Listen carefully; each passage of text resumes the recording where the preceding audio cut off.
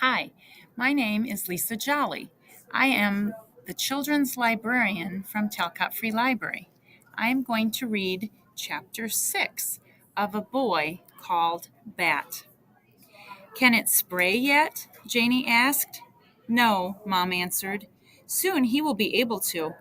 But when skunks are babies, they can't spray as strongly as the adults. Bat realized that he didn't know a lot about skunks. He knew they sprayed a stinky smell to protect themselves, and he knew they were mammals, and he knew they were omnivores because they ate bugs and smaller animals and plants too. But he didn't know very much more than that. He decided to learn everything about skunks. What are we going to feed him? Bat asked. Can I do it? He's too little to eat yet, so we need to feed him formula.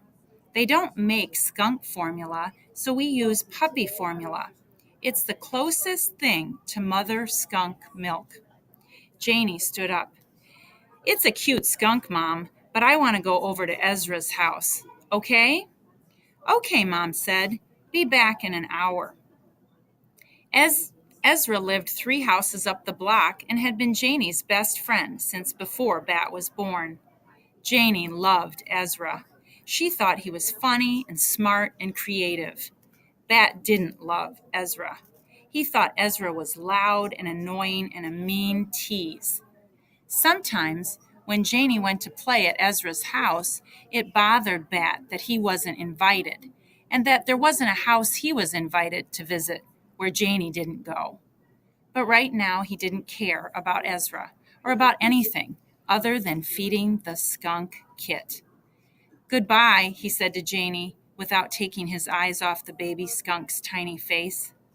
The skunk was yawning and licking his lips with the world's tiniest, pinkest tongue. Janie left. Mom said, Okay, Bat, sit right here and I'll get the formula. She went to her bag and pulled out a can, like a soda can, but with a picture of a puppy on it. Mom shook it and cracked it open and dipped a syringe inside, pulling the plunger up.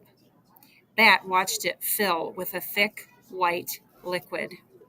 We only give him a few drops at a time, Mom said, carrying the full syringe back over to the table. Watch me do it first. She took the skunk and arranged him on her lap, one hand over his back and under his front legs to hold him upright, the other hand aiming the syringe full of formula at his mouth. The skunk seemed to know what was about to happen and twitched his little pink nose back and forth eagerly. Mom slowly pushed down on the plunger, and Bat watched a thick white droplet of puppy formula push through the hole at the end of the syringe. The skunk tipped back his chin and opened his mouth, licking eagerly at it. What a good little baby, Mom crooned, pressing more formula into his mouth. I want to feed him. Let me feed him. I want to feed him, Bat said. Okay. Mom handed the skunk back to Bat.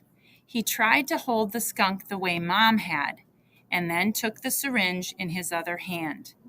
Very slowly, Mom warned him, and finally it was Bat's turn.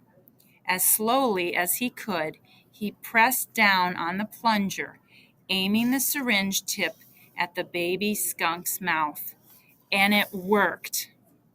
The skunk's little pink tongue lapped at the formula. Droplets gathered at the corners of his mouth, and some ran down his chin onto the towel, but most of it made it into the baby skunk. I'm doing it, Bat whispered. I'm feeding him. You sure are, Mom said. Bat knew he was doing a messier job of it than Mom had done, but the baby skunk didn't seem to mind. I love him, Bat said. He hadn't meant to say it out loud. Mom laughed. Careful, or you might make me jealous, she said. But it's true, Bat said. I love him. Mom said they'd have to hand the kit over to the rescue center in a month.